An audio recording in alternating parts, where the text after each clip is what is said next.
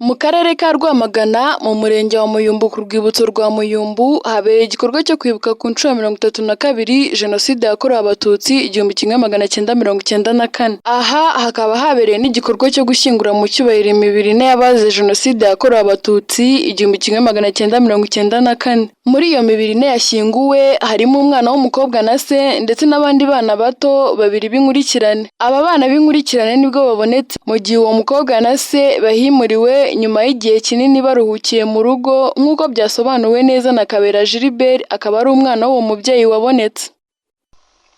Isanduku mureba hariya iruhukiyemo imibiri y'abantu bane. Umubyeyi umwe ari we data yitwa Mbaraga Augustin, umukobwa we ari we mushiki wanjye yitwa Wizeyimana, ndetse n'abandi bana babiri baturuka mu miryango ibiri ariyo ifitanye isano n'uriya musore uvuye hano. Ubwo rero bisobanuye ko imibiri irimo hariya ari imibiri y'abantu bane ndetse yaturutse mu miryango itatu. Mu ncamake aba bantu bari hano mu buryo bubiri butandukanye. Umubyeyi Mbaraga ndetse n'umukobwa we bari bamaze igihe barashyinguwe n'umuryango, ariko bitewe n'uko icyo gihe umuryango wabyumvaga bashyingurwa mu rugo.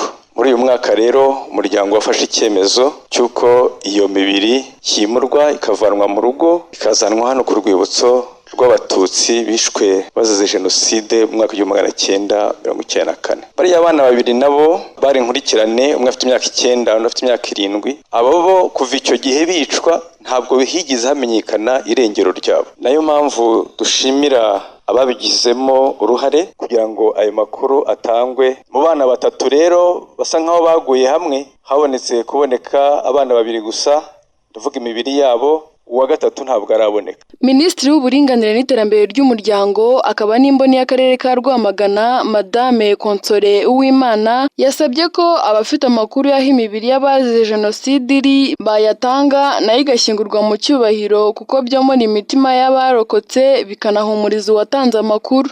Ni n'ikimenyetso cy'uko tugifite abantu bakinangiye imitima banga gutanga amakuru y'ahashizwe imibiri y'abishwe. Nunze umuryango wa Martin basaba abafite amakuru aho hakiri abantu batarashyingurwa kuhagaragaza kugira ngo bashingurwe mu cyubahiro bakwiye.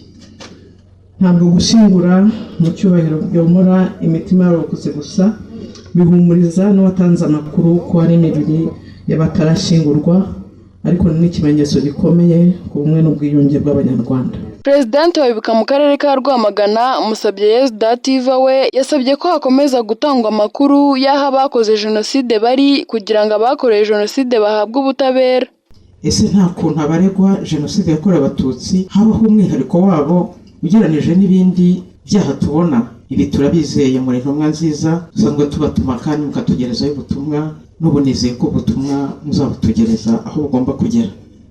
Turasaba inzego zacu z'umutekano cyane cyane abashinzwe amakuru kujya bidufashamo ku bantu batanzweho amakuru ku cyaha cya Jenoside yakorewe Abatutsi, hakaba habaho umwihariko wo kubafata mu gihe dutegereje kubona iyo dosiye ituruka muri Minubumwe.